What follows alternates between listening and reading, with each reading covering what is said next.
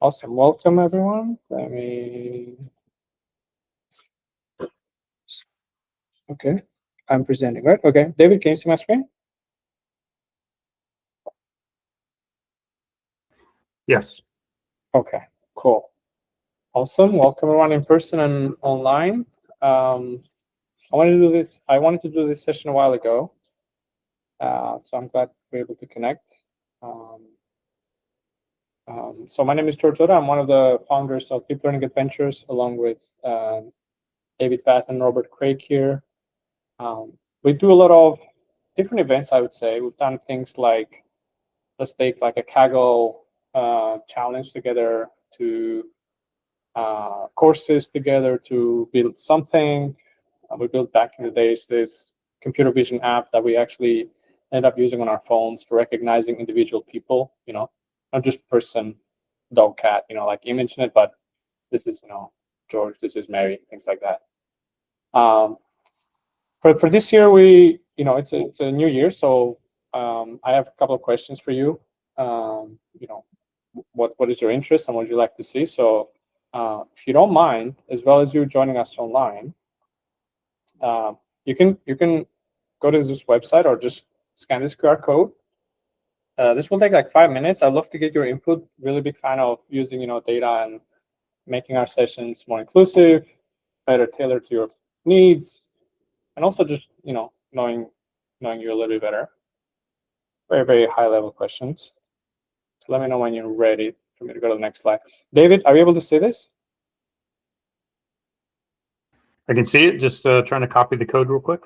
Okay. Yeah, menti.com, the code. Can I put it somewhere? Let's see. 48525833. Copy. Okay. Let me exit. Let me put it in the chat if I can.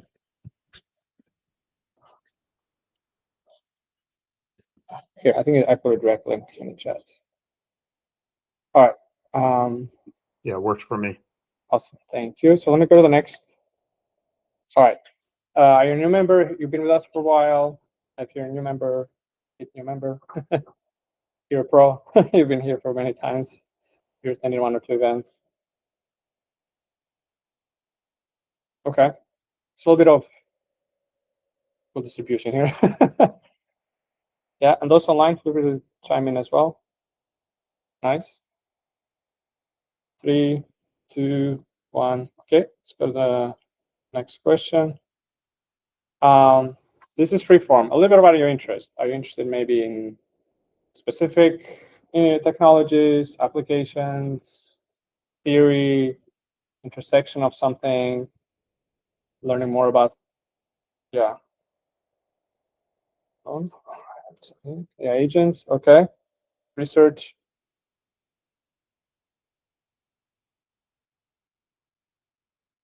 I think I heard someone joining us. 1 second. Admit, okay. Good. Okay. Research like this. Sorry, keep checking this. Horrible. Okay, good. Nice. Google Cloud, Python architecture, open tools, hardware. Okay. Data science. Yeah, validity. Okay. Reinforcement learning. All right. Cool. All right. And then one more question, I think. Some of the AI tools you're using this year. By this year, I mean, also last year, we're just a weekend. So it could be a technology, could be a platform, could be like, Claude, it could be a LangChain, it could be something else. SageMaker Studio, okay. Gemini, ChatGPT, Claude, LangChain, Killer Code, okay. Mistral, all right. Gemini, okay. Agent SDK, all right. Vertex AI, nice. Okay, some technology, some specific vendors there. Cool. And if you don't mind, I think this is literally the last question. Some use cases. Is this for like education? Is this maybe for like research? Maybe healthcare, maybe something else? What are some use cases at a very high level?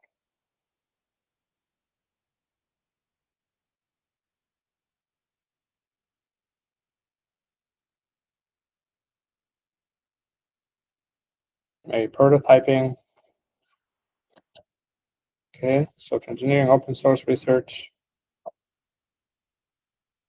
Okay, research, content generation, security, medical. Okay, image analysis, finance, automation. Okay, cool. Food and beverage. Cool.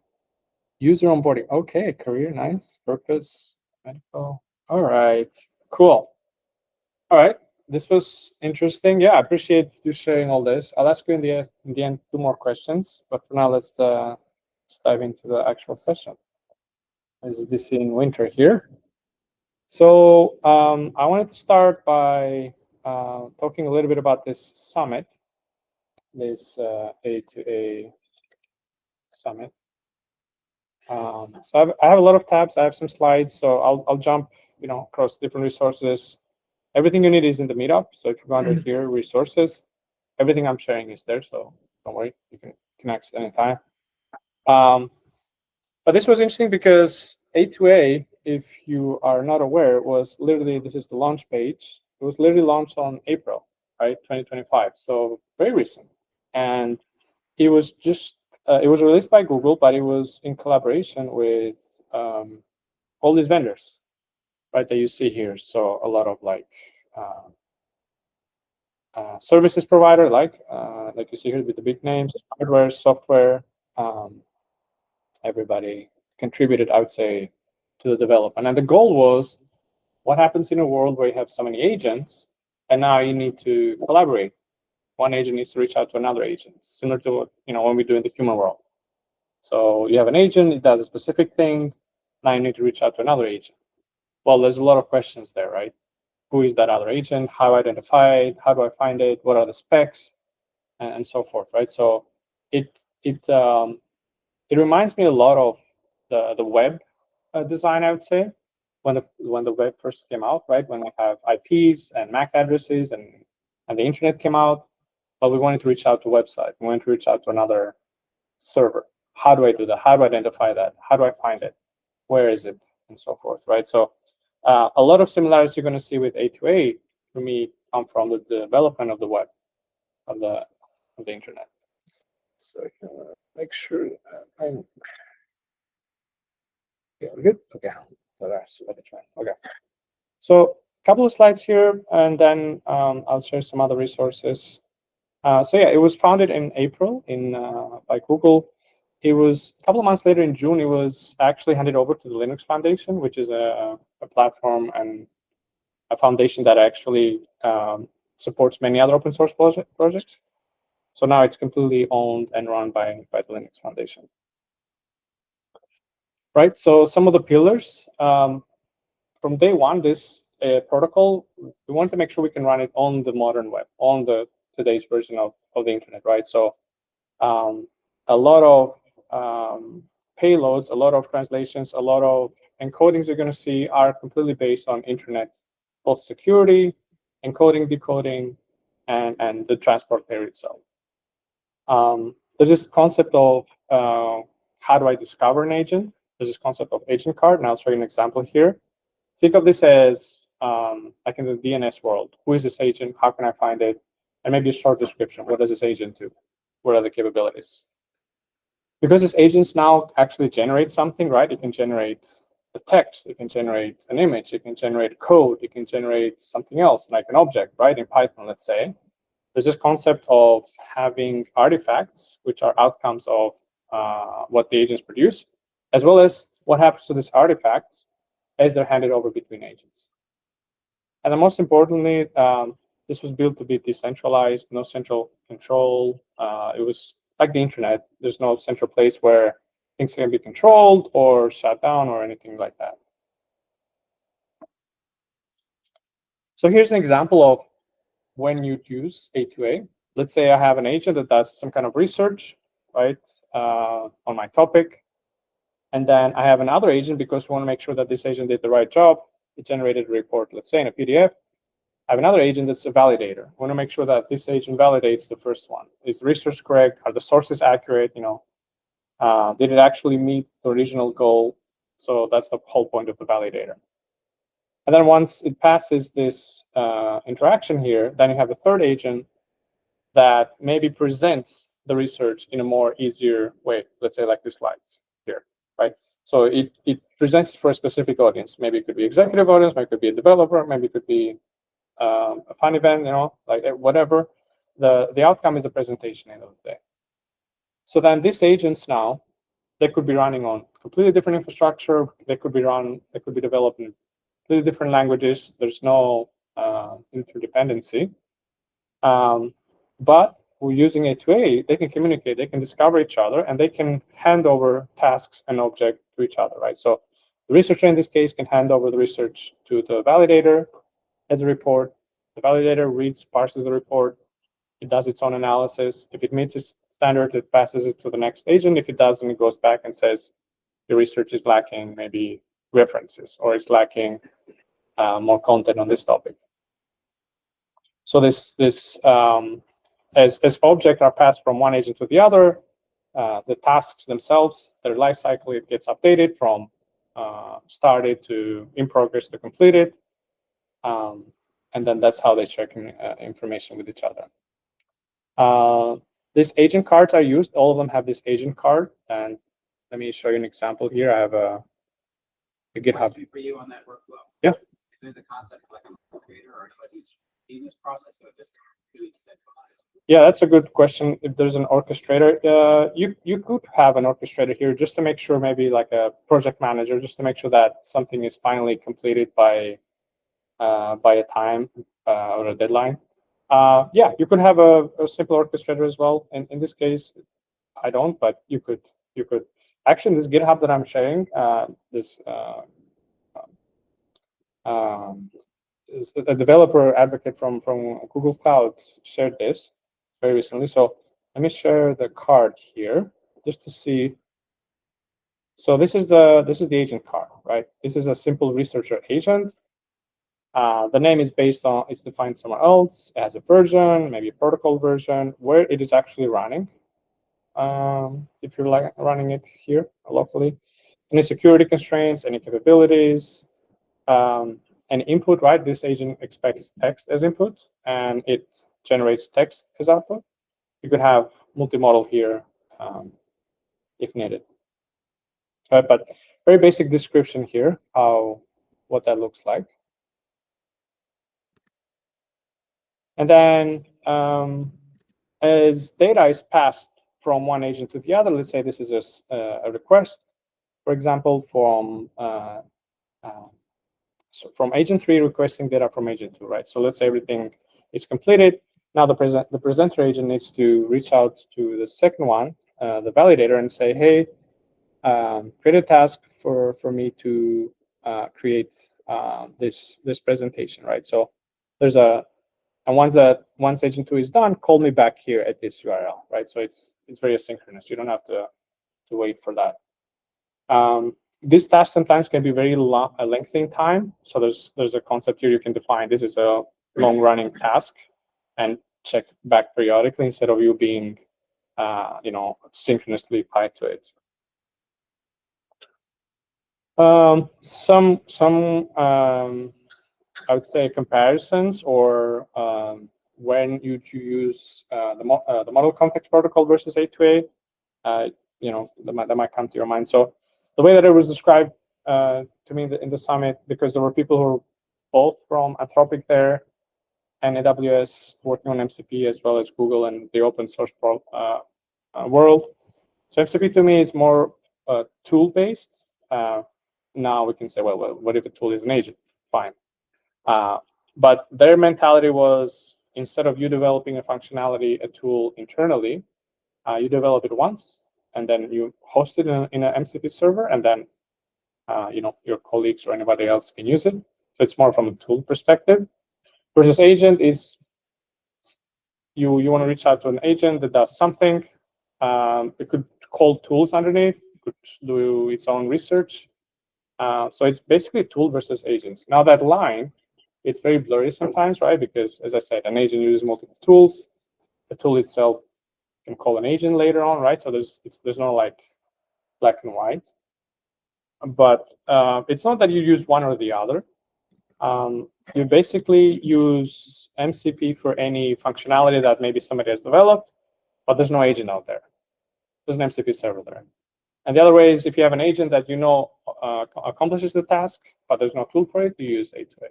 Yeah, go ahead. So like MTP has the concept of like differentiating like tools resources. Is there a way with an A2A to have differentiated types of agents that you interact with, or is it just it's an agent that Yeah, it's more on how do I find the right agent that matches your request. That's why that agent card is very important.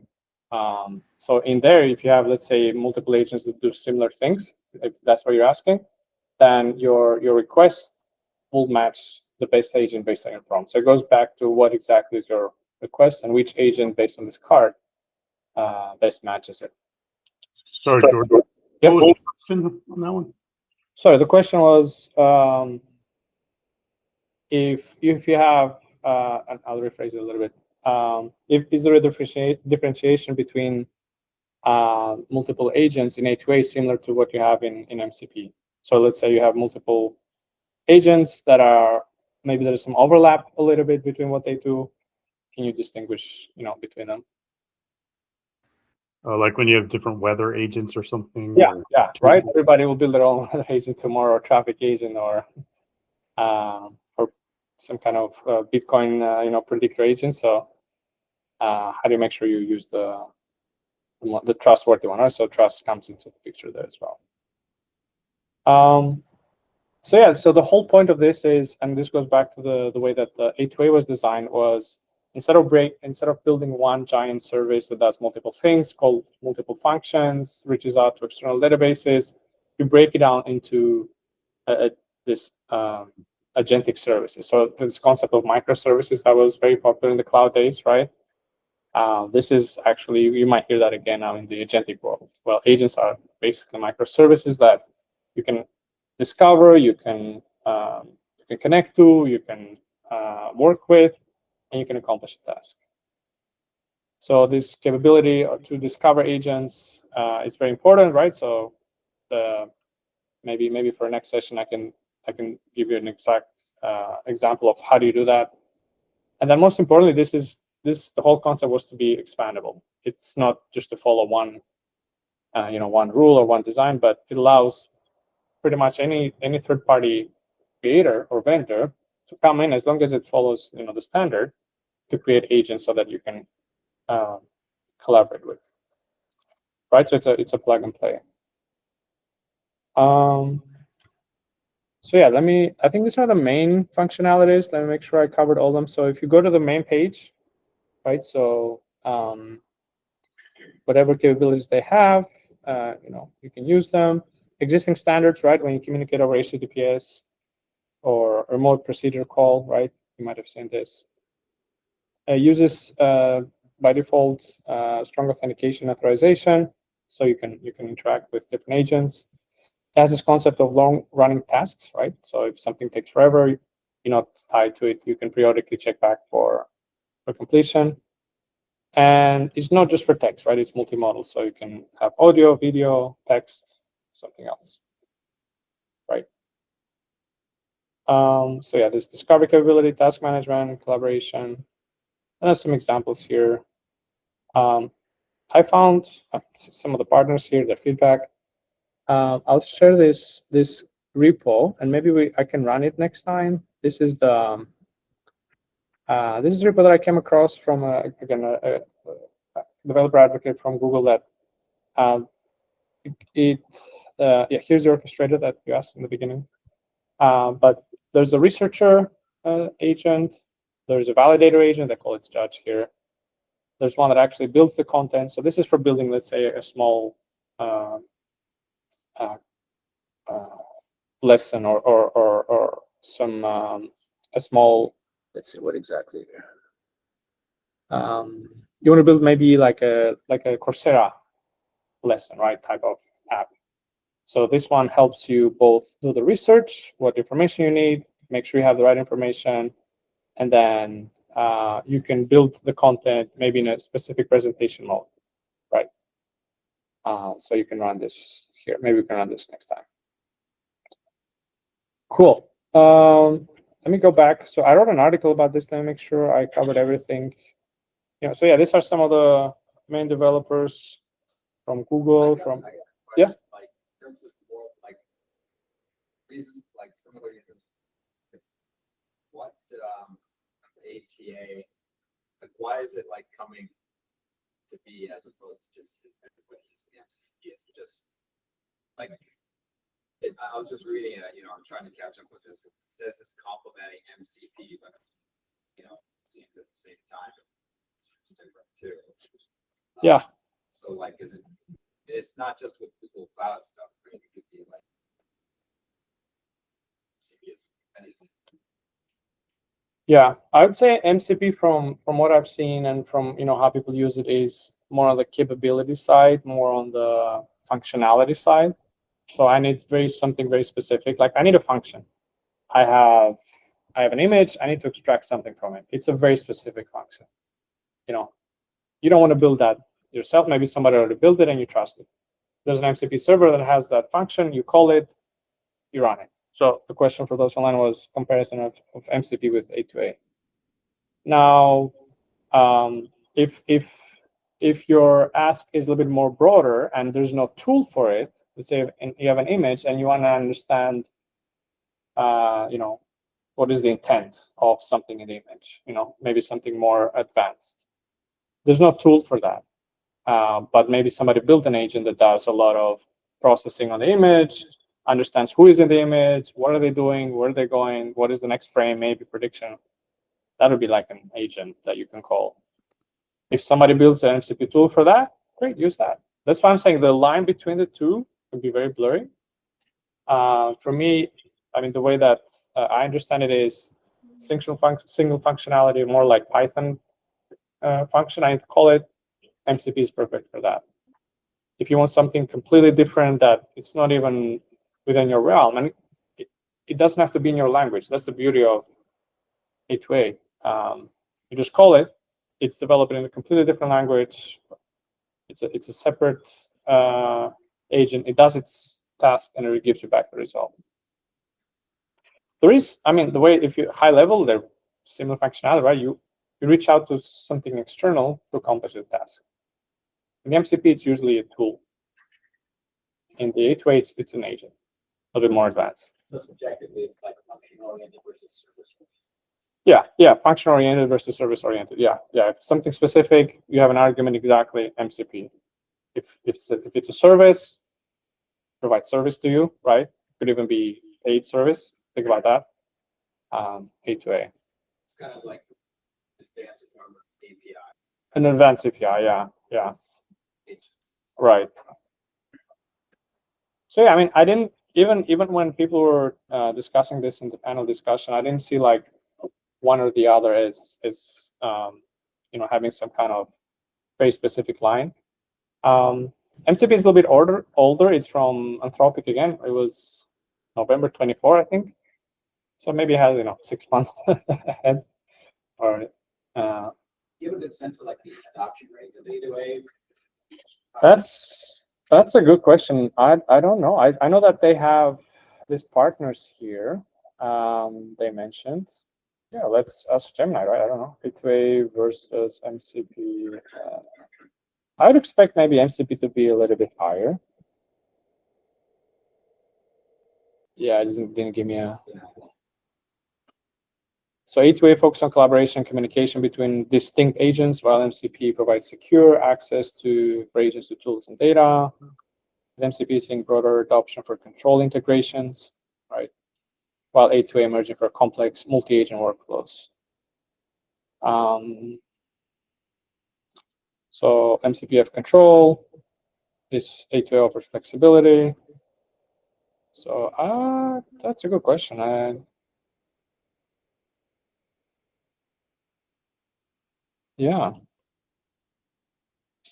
I don't know, because I don't have to measure that, right? I mean, maybe a survey. I don't know if there's a survey. Like how many repos repos. How many repos use A2A versus MCP? Yeah. I would guess that MCP is one. Yeah. That's Okay. Any other questions online or in person? Yeah. Gemini, love that question. Gemini? Sure. Can I Gemini? Okay, sorry, I think somebody joined here. Anybody here? Okay, I mean, it's cool. David, team online, any questions from you? Let me know. And this was Nothing to see right now. the Linux Foundation. Yeah. Right. So this was June. They have a GitHub where you can see more information about the protocol itself. So agents can discover capabilities, negotiate interaction modalities, right? Let's say you have an agent that does multiple forms. They need to negotiate, okay, I need to output text, you expect text. Forms, media, long-running tasks, how do you do that? And then how do you do that without exposing any internal state or tools or memory? Yeah, there's SDK for Python, Go, JavaScript, Java, .NET, some samples. If you want to check it out in action here. Yeah, maybe it's a notebook or a demo.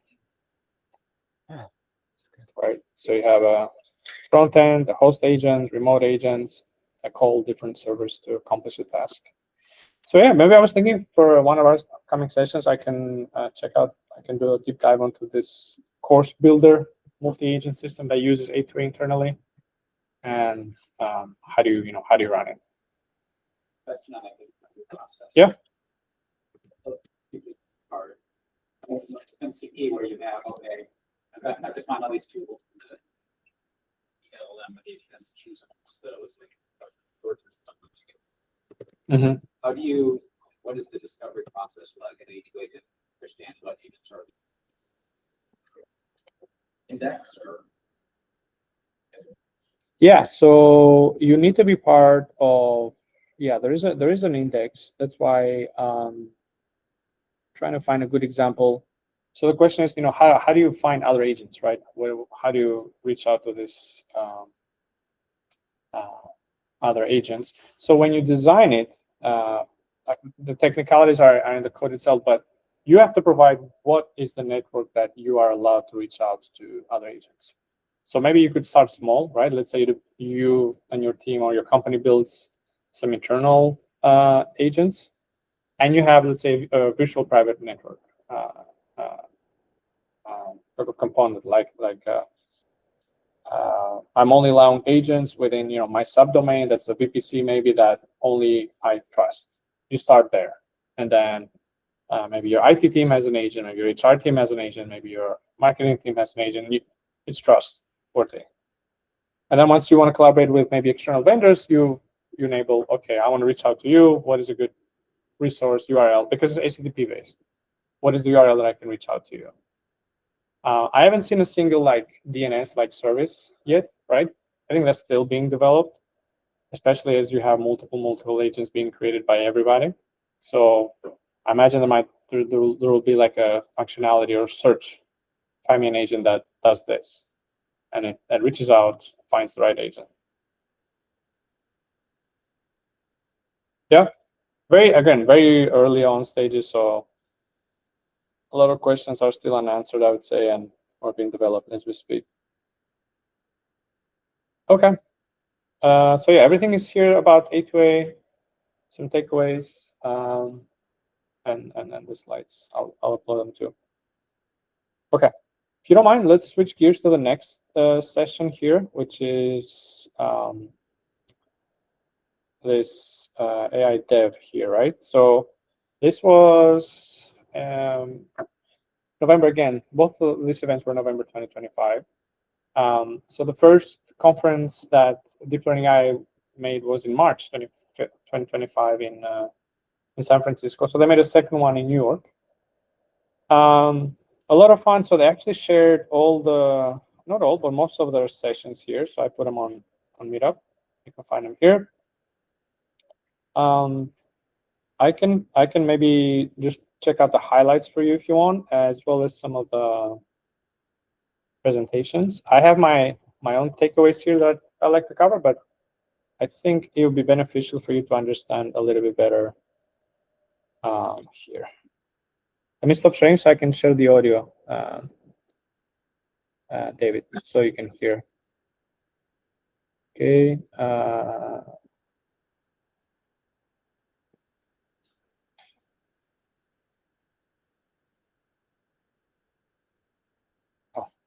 Okay, hold on. I'm not sure I can do that. Okay. Let me put the URL here, and you can maybe explore it on your own. But yeah, check it out. Let me just cover some of the highlights for us. So for me, because we've been following deep learning AI for many years, right? And me personally starting this adventure over 10 years ago. It was great to meet Andrew, in person. Very nice person, very easy to talk to. Nice venue in New York City. A lot of people. So he talked about this concept of not just moving fast, like that's the West Coast, Silicon Valley type of mentality, but also being responsible. So he talked a lot about that. Talked a lot about building prototypes and how you can use AI to build things faster, and also what is the gain for writing and maintaining code, right? So you can build prototypes faster, you can write code faster. So make fast and break things. No, strike that. Move fast and be responsible. He mentioned this this feedback where you have an idea, you prototype something, you build something, you improve it, you build a new feature, you improve it.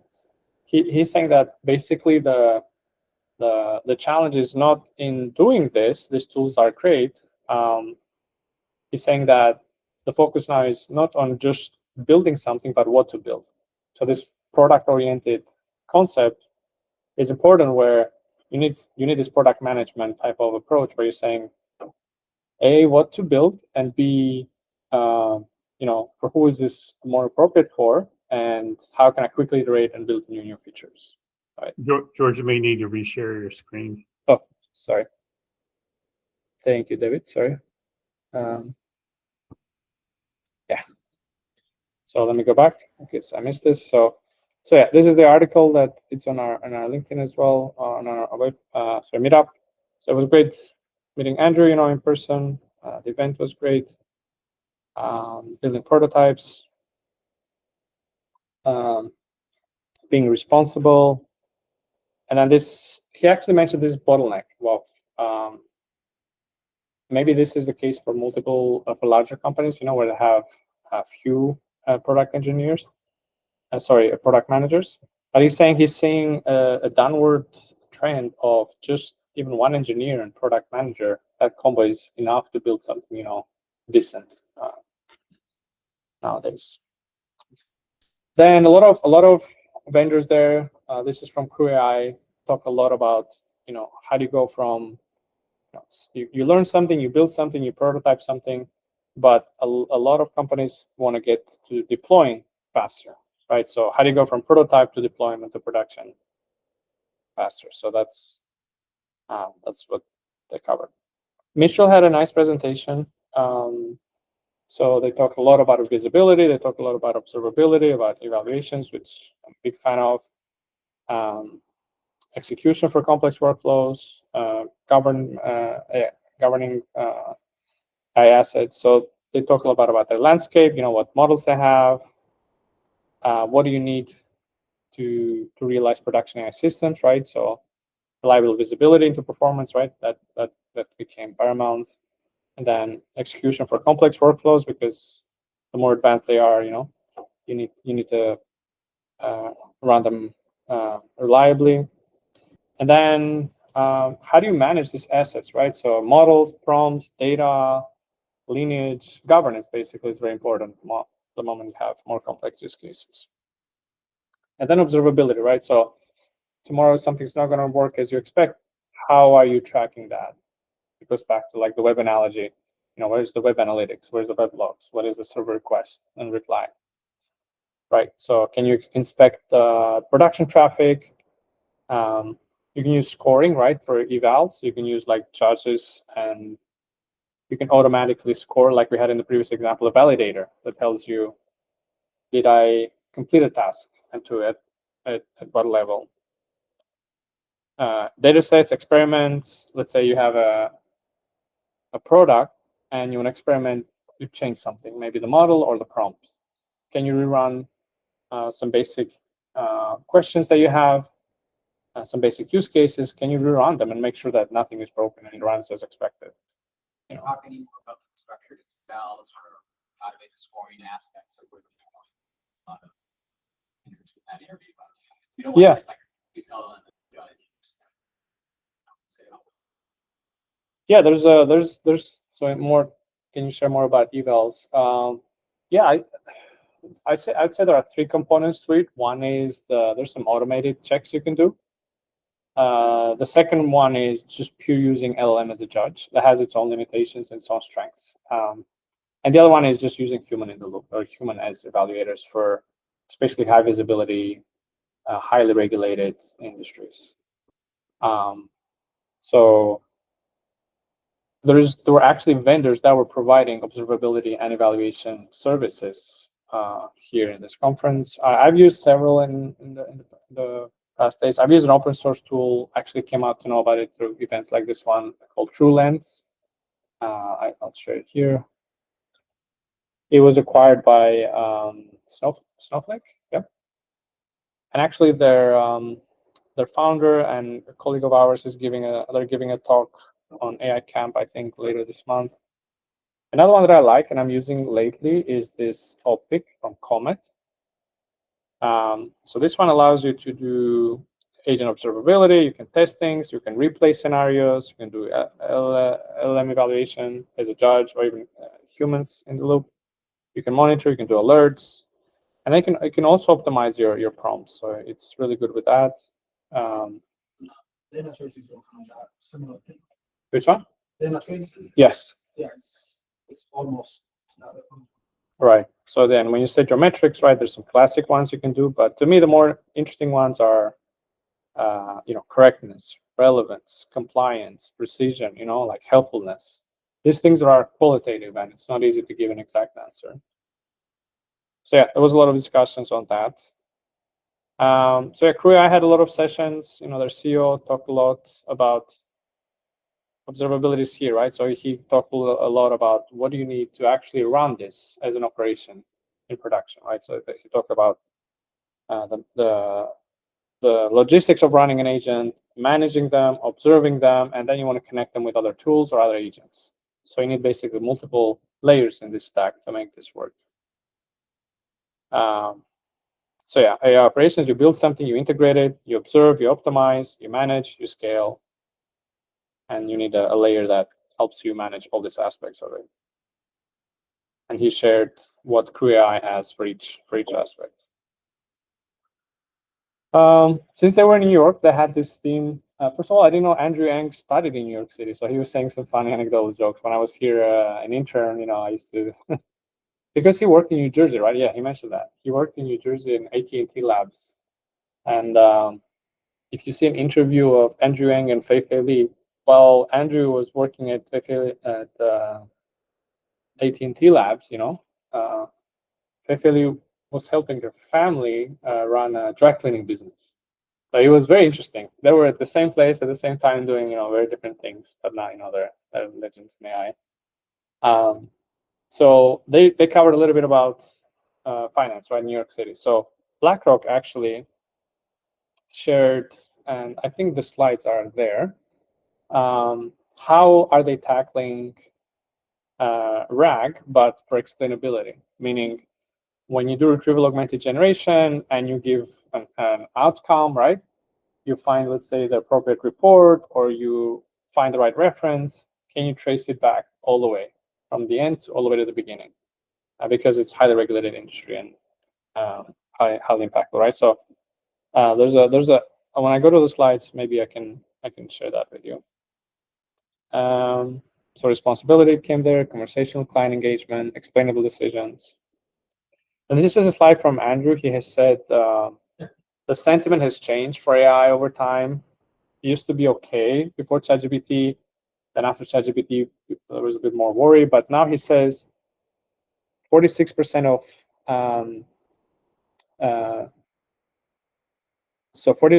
what percentage of work tasks do workers want AI to help automate? Yeah. So out of the different work tasks they have, people want more than half to be automated. But look what they want to automate, right? Reasons for avoiding automation: free up time, task is repetitive or tedious, maybe you would improve quality, or is stressful, or is complicated. And who is asking, right? Let's say tax preparer, schedule client appointments. And everybody can schedule client appointments, but if the tool can do it easier for you, go for it, right? Maintain call logs, issue payment correction, right? Editors, ticket agents, things, logistics. So basically things are repetitive and time consuming, people would use.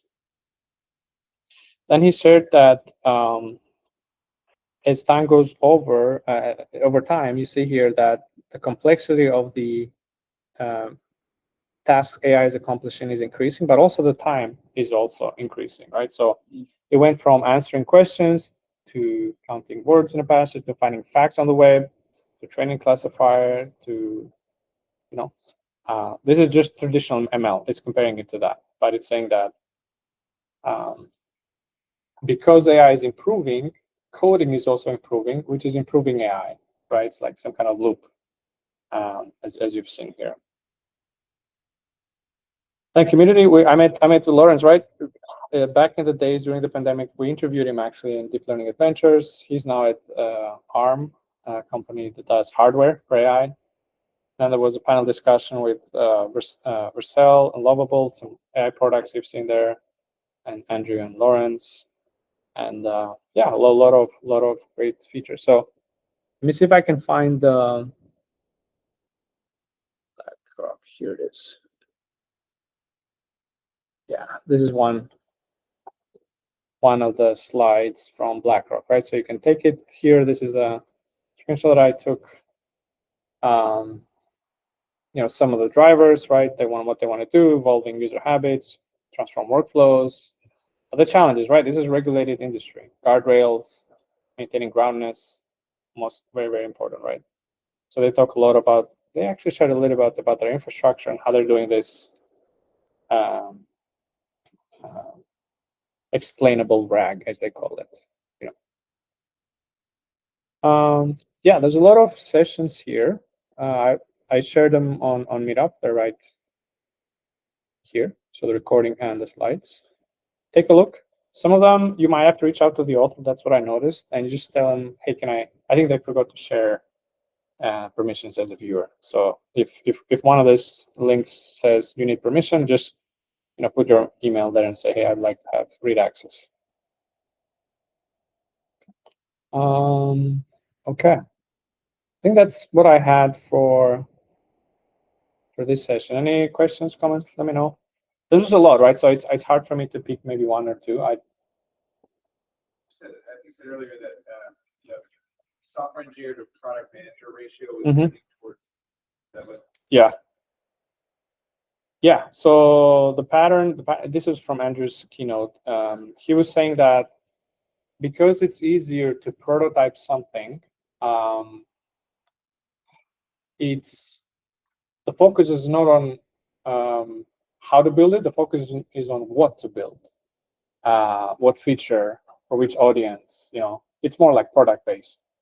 So yeah, back in the days, you'd have like 10, 12 engineers or even more and 1 PM, product manager, right? Now he's saying that ratio is even 1-to-1 in very small companies that can rapidly prototype and build things fast. That's kind of wild to see that. Right? Yeah. I'm just curious that people are starting to see a lot of it. I mean, it makes sense that it's trending that way, but also you hear like it's hard for PMs, early stage PMs to get jobs. So what's the word? But the advanced PMs who already had the knowledge to maybe struck better, perhaps. Yeah. Very high. Right. Yeah. So the discussion is about PMs and ratio of software engineers, and I would say that will take you until at some point, right? Because there's so much you can do with 1 PM and 1 engineer, right? He's definitely a prototype, definitely an early stage beta maybe, or some kind of testing environment. But the moment you want to scale it out, you definitely need more engineers and more PMs. And Andrew has his new course. He said, build your first app with AI. He just launched this yesterday, I think. So he's saying, hey, even if you have no idea about AI or coding, this is how you get started, right? So he has, for those of you who are familiar with deep learning AI, he has everything and anything, like from entry level to you don't need AI to here's the most advanced thing you can do using AI. So it's a wide spectrum. Yeah. Any other questions? That was a good feedback I heard from him. A good presentation. Mitchell had a good one as well. I recommend you check that. Let's see, CodeRabbit, GenSpark, Base10, Jax. Jax is for running inference on Google hardware TPUs. So there was a presentation on Jax as well. High performance TPUs. So if you're into hardware, let's see here. Yeah, I think this was a very well put one. Open, powerful, ready to scale. Their models. What do you need to, most enterprise can prototype, but few can run AI production. What do you need, to do that? The registry, observability, performance, evaluations, right? Runtime, registry, and you share the demo. Were there any discussions of running things locally or on the edge or, those kind of things? Yeah, that's let me see if I remember any. There were I think some startups that were doing things locally. Let's see if I remember, especially with like smaller models. Anthropic had also, sorry, David had a good one. This is using Claude Code, right? So MCP here, there's a lot of MCP. Sonnet. I'm trying to remember the sessions. Neo4j. So if your data is structured right and has relationship, Neo4j is a really good tool. I think there's a slide that helps me understand here, right? You get this incident, security incident, suspicious activity on host 13, throw it down. If you use a generic AI agent and you give this input, you're not going to get anything, right? So you need like a whole context engineering, knowledge graph, where the data lives here, right? And how is it related so that you can get meaningful output out of it. Let's see. Redis for caching. So a lot of improvements for using caching for both prompts as well as outputs. AWS as well had a session on orchestration here. Box, MCP and A2A, he built a simple agent here. They use both protocols. There's a slide there. Databricks, this was, I think, a good one as well on agent development and high quality using MLflow. Datadog, MCP servers, Snowflake, SQL engine to talk to your data. Right, this was another AI for finance.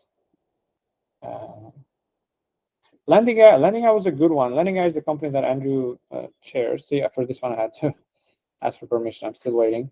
But this was on intelligent document extraction. So you have a lot of PDFs. Can you extract, what is the information in it, like the table, the content? So a lot about that. You get a good sense for like this literally about kind of found productized AI on folks like Anthropic, that just using open source, LLM agents. Here, highlights. It was mixed. It's only 7 minutes. So we check it out.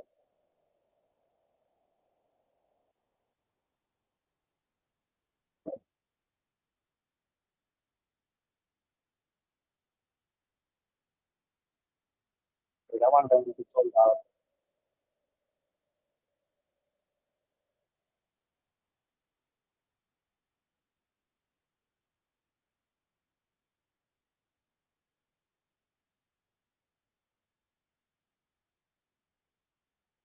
Okay.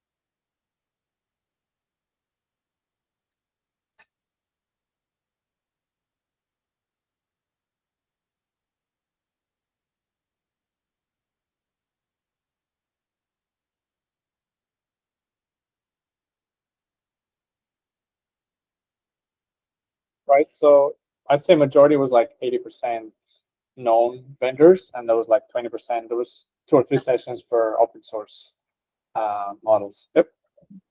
So you said they had a phrase go fast and be responsible. Right. What was the responsibility of that? Were there a lot of sessions and information about being responsible, or just the nod to be responsible? Yeah. No, there were definitely for the highly regulated sessions like finance. Responsible means whenever you generate something, is it grounded? Is it accurate? Is it based on actual data? So that's on the groundness and responsible side.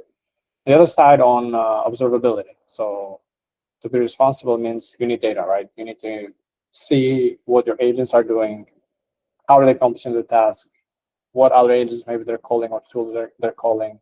So it's more on observability and back to another discussion that we had, how to use other agents or other LLMs to judge your agents, right? Because it's the volume is high, the tasks are multiple, right? You cannot manually do any type of evaluation, so you need LLM as a judge to help you with that.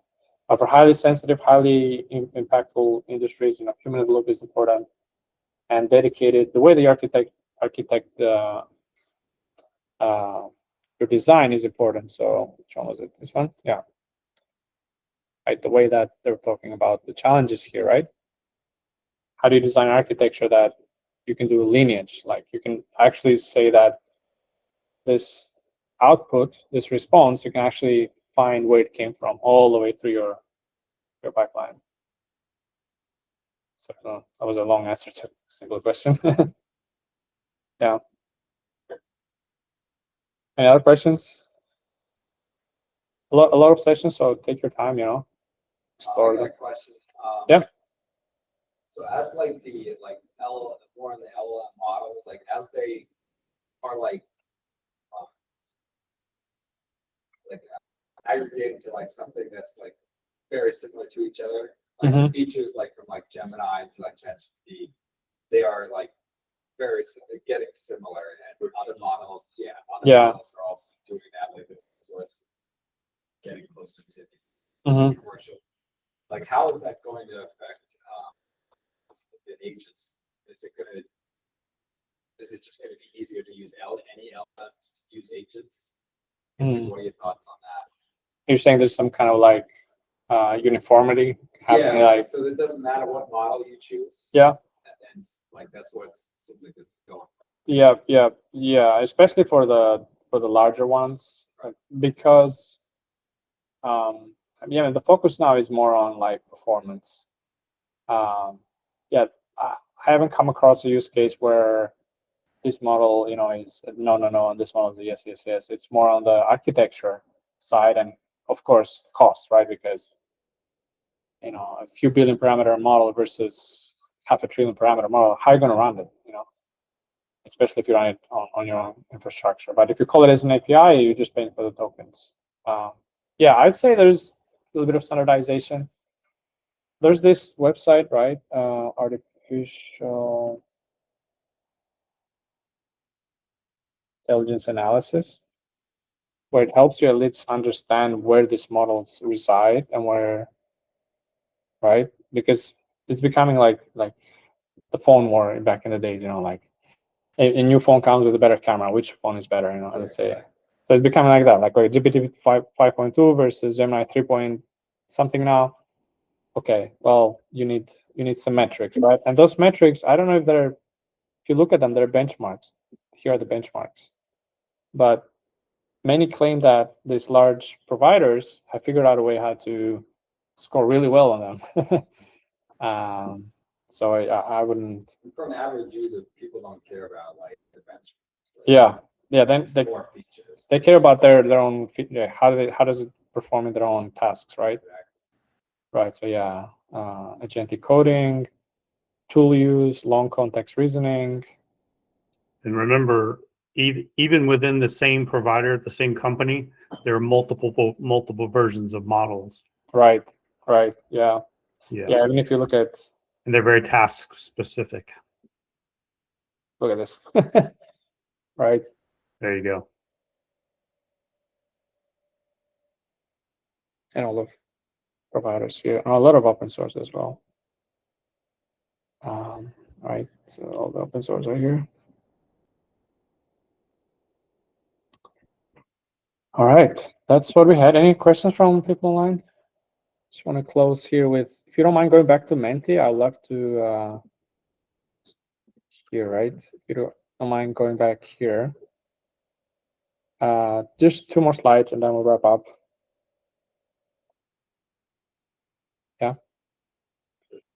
So was this helpful? Feel free to share your feedback. And then I have one more for the last slide. Okay. Awesome. So let's go here. What topics would you like to see, covered? Because we do these sessions, over time, but maybe you're interested, I don't know, I'm just making it up. Can you go back to that? Yeah. Sorry. Go for it. Data is important. Yeah. So anything, could be hands-on, could be security, could be specific applications, could be more theory, could be more hackathon, could be more social events, whatever. This is helpful for us to get a better understanding. So yeah, for those online as well, feel free to share your input as well. Edge, okay. Evals, okay. Hands-on.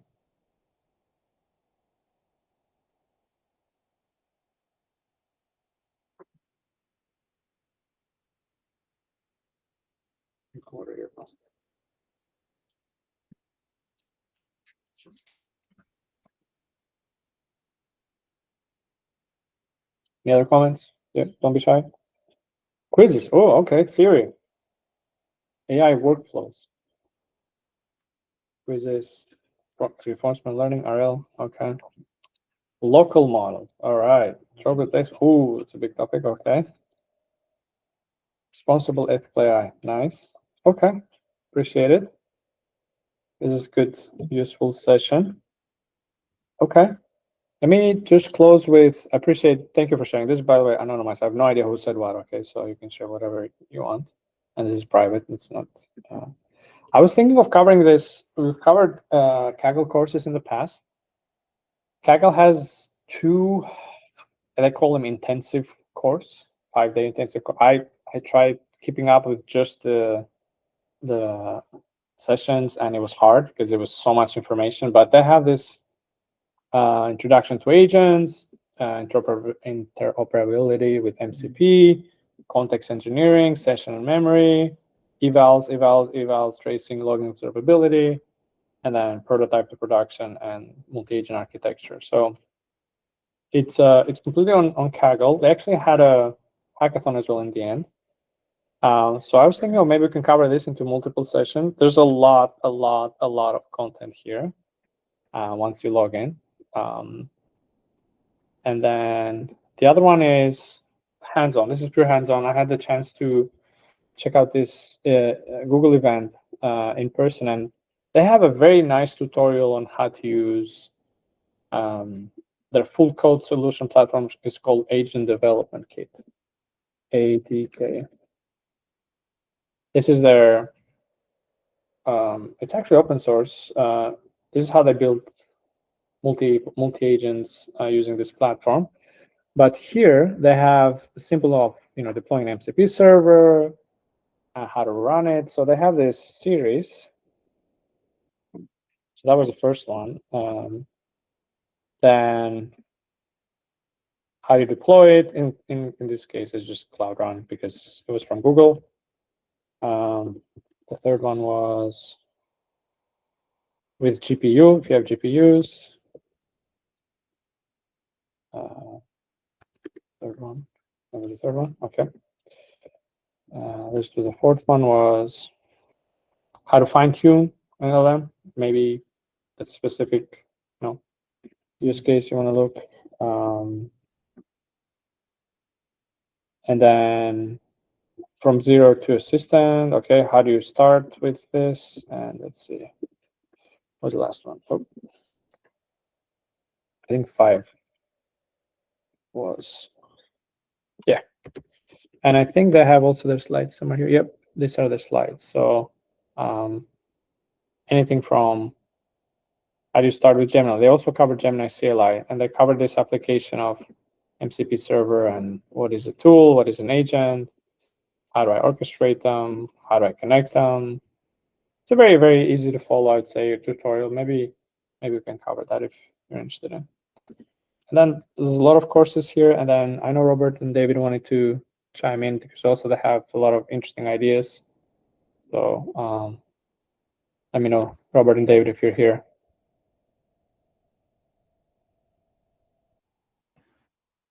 Yeah, I'm here. I like the Cloud Run stuff. I'm also interested in the, I think there's some good things on reinforcement learning we can do. Okay. Nice.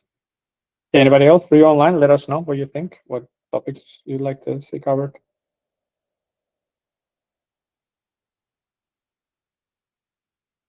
Okay. Cool. Then the other thing is the last thing. I keep saying last thing. We're doing some certifications. I keep postponing this Google one. The content actually kept updating, so my progress kept resetting.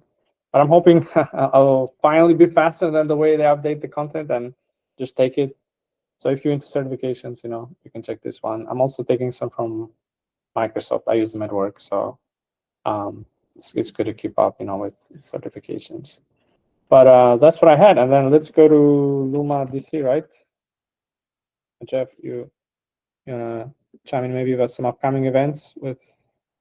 Yeah, so the 28th, the AI panel discussion in Boston, that should be good. I think there's going to be folks out there. It's at the filling station. So in down DC. So check that out if you want. Will's going to be moderating that one. The hackathon thing, I don't know anything about, but we both just discovered that a little bit ago. There's talking about the Pi AI meetup next week with some lightning talks here. That one just got posted, I think, so a couple people would come check that out. Offset I Space AI. Something, That's it. Yep. Okay. Yeah, that's what's coming up the next couple of days. Cool. And because we're part of DC2, right? So we usually have other events here happening, other meetups. So I don't know if there's a place where you can find all of them, but yeah, check out other events, other meetups, and thank you everyone for joining us today, online or in person. Appreciate it. Cool. Thank you. Thank you. Yeah. Okay. You show a Pi AI meetup where was it? Pi AI here. Just Google Pi AI meetup. Let me stop recording if you don't mind so I can take any questions. Manage recording. Recording.